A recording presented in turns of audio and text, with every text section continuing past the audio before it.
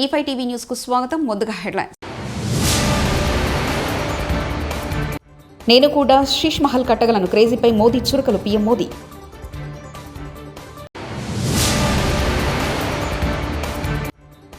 నూట 50 కేజీల పులిహోర dry fruits తో వెంకటేశ్వర స్వామికి ప్రత్యేక అలంకరణ.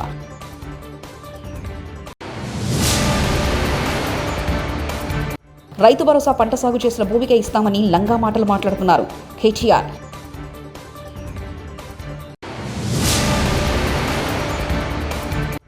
విజయవాడలో పుస్తక మహోత్సవం స్టాల్స్లో బుక్స్ను పరిశీలించిన పవన్ కళ్యాణ్. ఆమ్ ఆద్మీ పార్టీ చీఫ్ మాజీ ముఖ్యమంత్రి అరవింద్ కేజ్రీవాల్పై ప్రధానమంత్రి నరేంద్ర మోదీ విమర్శలు చేశారు. దేశ రాజధానిలో 4 కోట్ల మంది ప్రజలకు నివాస గృహాలు కల్పించడం ద్వారా సొంతింటి కలను తాము సాకారం చేశామని, తన కోసం ఒక ఇల్లు కూడా కట్టుకోలేదని, తాను కూడా శీష్ మహల్ కట్టగలనని ప్రధాని అన్నారు.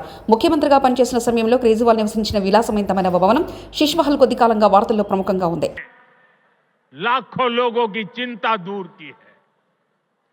लेकिन यहां की आपदा सरकार ने, यहां की राज्य सरकार ने उन्हें आपदा का शिकार बना डाला.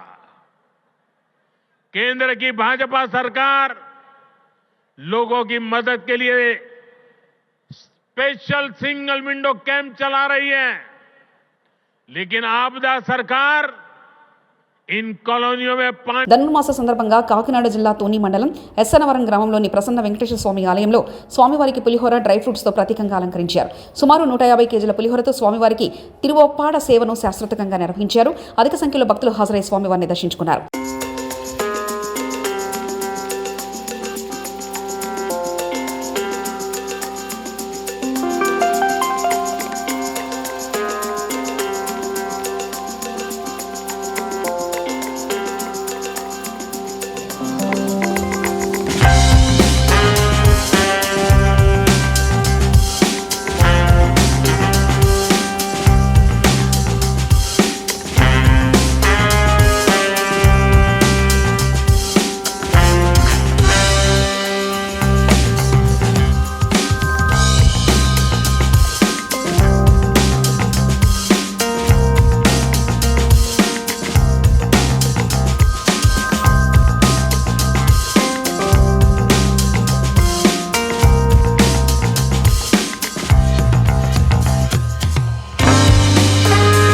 విజయవాడలోని ఇందిరాగాంధీ మైదానంలో గురువారం ఏర్పాటు చేసిన 35వ పుస్తక మహోత్సవాన్ని ఏపీ డిప్యూటీ సీఎం ముఖ్య అతిథిగా హాజరై ప్రారంభించారు.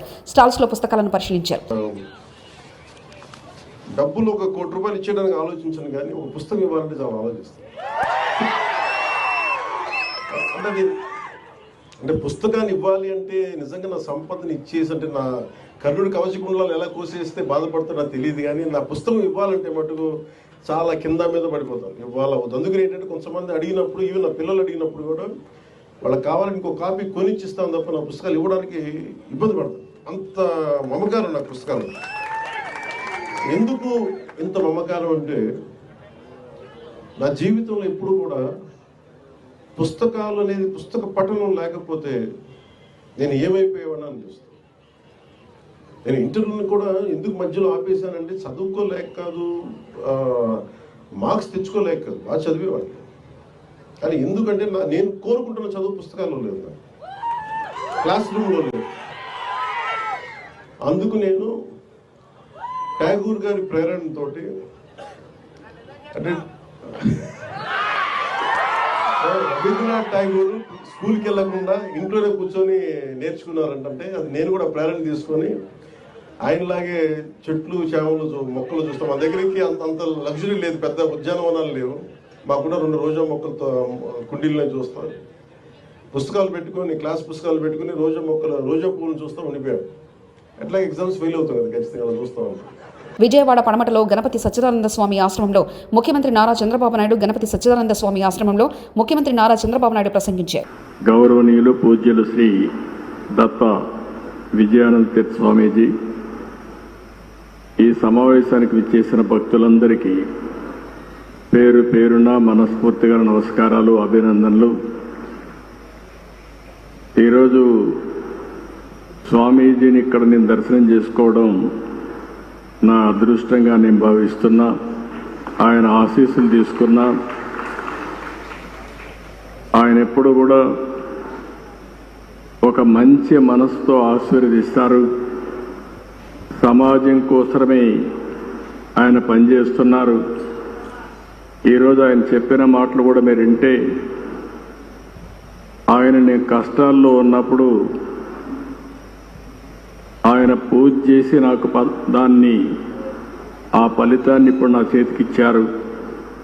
అంటే ఒక మంచి కోసం ఏ విధంగా ఆలోచిస్తారో స్వామీజీ ఒక ఉదాహరణ అని చెప్పి నేను మీకు అందరికీ తెలియజేస్తున్నా. వారి జీవితంలో మీరు చూస్తే దత్త క్షేత్రాలు పెట్టి అక్కడ భక్తుల కోసం అనేక సందర్భాల్లో రావడం. ఒకసారి ఇక్కడే వారిని కలిశాను, హైదరాబాద్లో అనేక సార్లు కలిశాను.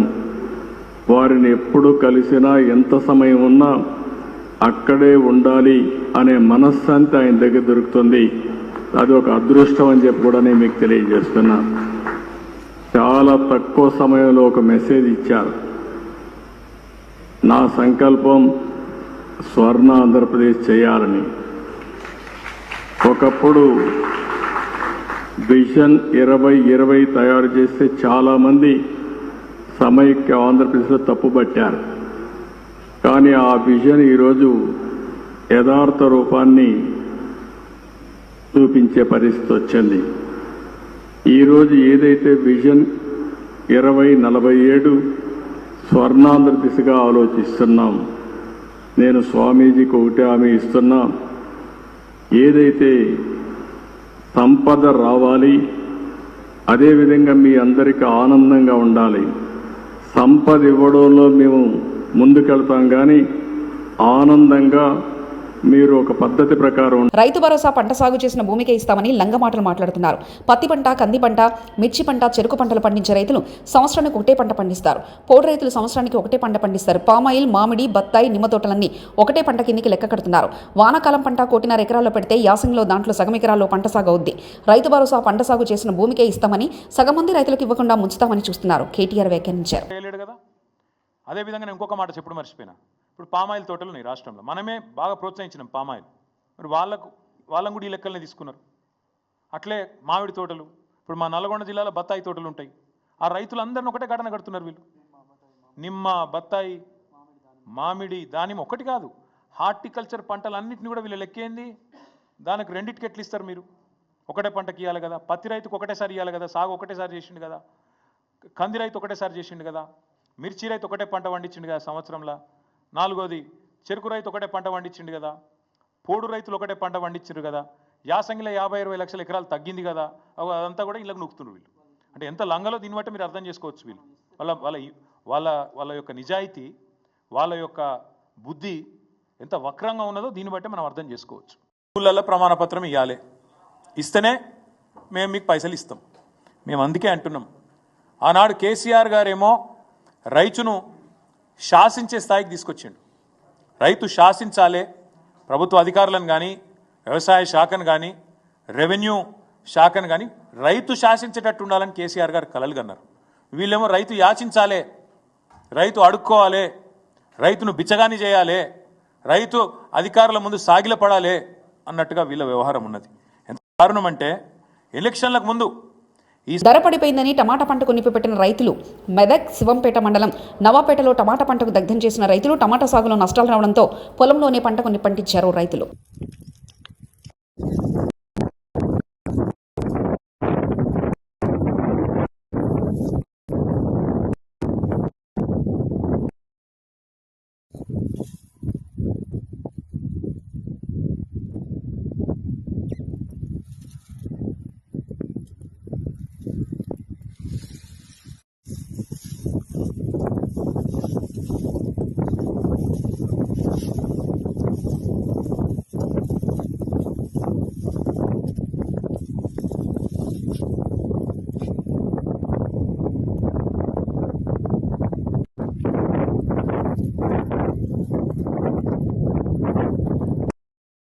మీకు తెలిసిన ఎవరైనా డ్రగ్స్ అమ్మడం, కొనడం, వినియోగించడం చేస్తుంటే వెంటనే తెలంగాణ యాంటీ నార్కోటిక్ బ్యూరోకి సమాచారం అందించండి ఎన్టీఆర్ వ్యాఖ్యానించారు. మన దేశ భవిష్యత్తు మన యువత చేతిలోనే ఉంది. కానీ కొంతమంది తాత్కాలిక ఆనందం కోసం, క్షణికమైన ఒత్తిడి నుండి బయటపడటం కోసం సహచరుల ప్రభావం వల్ల స్టైళ్లను, మాదక ద్రవ్యాల పట్ల ఆకర్షితులు కావడం చాలా బాధాకరం. జీవితం అన్నింటికంటే విలువైనది. రండి, నాతో చేతులు కలపండి. డ్రగ్స్ రహిత సమాజం లక్ష్యంగా కొనసాగుతున్న తెలంగాణ ప్రభుత్వ సంకల్పంలో భాగస్వామి అవ్వండి. మీకు తెలిసి ఎవరైనా డ్రగ్స్ అమ్మడం కానీ కొనడం కానీ వినియోగించడం కానీ చేస్తున్నట్లయితే వెంటనే Telangana anti narcotics bureau phone number 871-267-1111కి ఫోన్ చేసి సమాచారం అందించండి. సూపర్ 6 అమలు గురించి వైసీపీ నేతలు అడ్డగోలుగా మాట్లాడుతున్నారు. ఎమ్మెల్యే యార్లగడ్డ వెంకట్రావు సూపర్ 6 అమలు గురించి అడ్డగోలుగా మాట్లాడుతున్న పరిస్థితి రాష్ట్రంలో ప్రజలందరూ చూస్తున్నారు. ప్రభుత్వం ఏర్పడి 6 మాసాలు మొన్నే దాటిన ఈ 6 మాసాల్లో సూపర్ 6 ఏం చేశారండి? సూపర్ 6ని 6 మాసాల్లో కంపేర్ చేయమని వాళ్ళని వైసీపీ నాయకుల్ని అడుగుతున్నా. మేము బహిరంగ చర్చకు సిద్ధం. నేనైనా వస్తా, టైము డేటు మీరు చెప్తే. లేదు మీరు రమ్మన్నా నేను వస్తా. గతంలో నవరత్నాలు 6 నెలల్లో ఎన్ని అమలు చేశారు? ఆ రోజున జూన్ 2019లో ప్రభుత్వం ఏర్పడిన తర్వాత మొదటి నెలలో రాజన్న బడిబాటని ప్రకటన మాత్రమే విడుదల చేసిన పరిస్థితి నిజం కాదా? అలాగే ఆగస్టు 7వ తారీఖున వైఎస్ఆర్ రైతు దినోత్సవం ప్రకటన మాత్రమే విడుదల చేశారు. 8/7/2019 సేమ్ మళ్ళీ వైఎస్ఆర్ పెన్షన్ కాను కూడా ప్రకటన మాత్రమే విడుదల చేశారు. నేను అప్పుడు ఆ పార్టీలోనే ఉన్నా. 1 సంవత్సరం పాటు ఆ పార్టీలో నేను యాక్టివ్గా పనిచేశా. తర్వాత నాకు దగ్గరగానే తెలుసు ఇవన్నీ.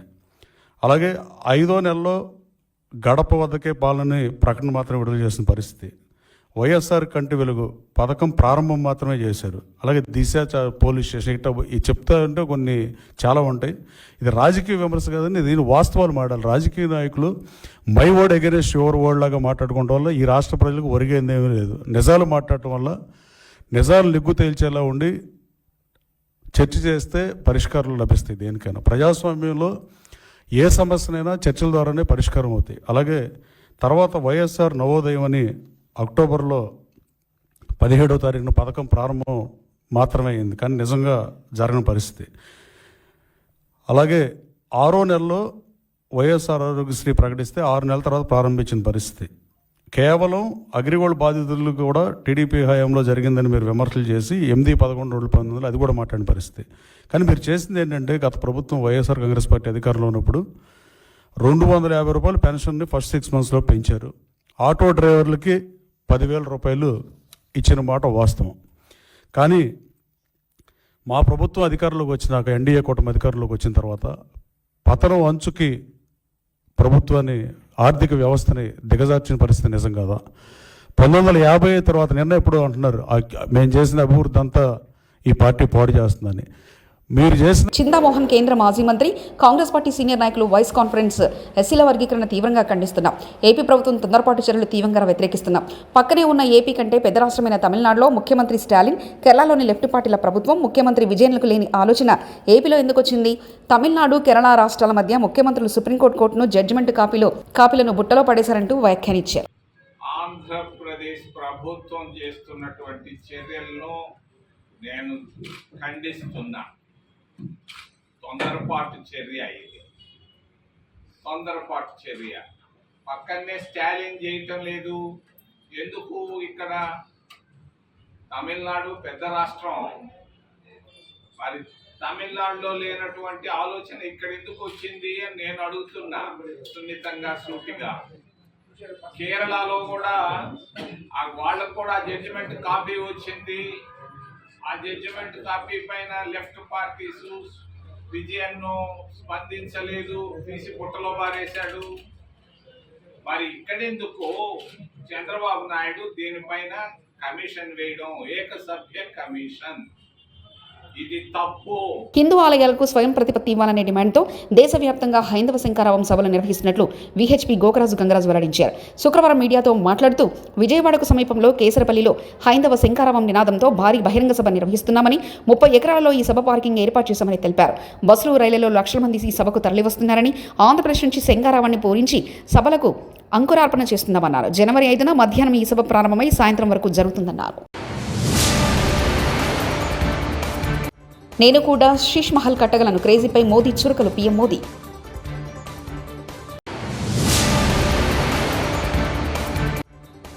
150 కేజీల పులిహోర, డ్రై ఫ్రూట్స్తో వెంకటేశ్వర స్వామికి ప్రత్యేక అలంకరణ.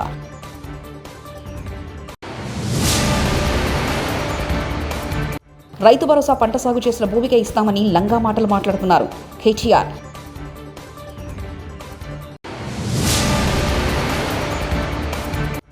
విజయవాడలో పుస్తక మహోత్సవం స్టాల్స్లో బుక్స్ను పరిశీలించిన పవన్ కళ్యాణ్. ఇవి బులెటిన్ విశేషాలు. చూస్తూనే ఉండండి E5 టీవీ న్యూస్.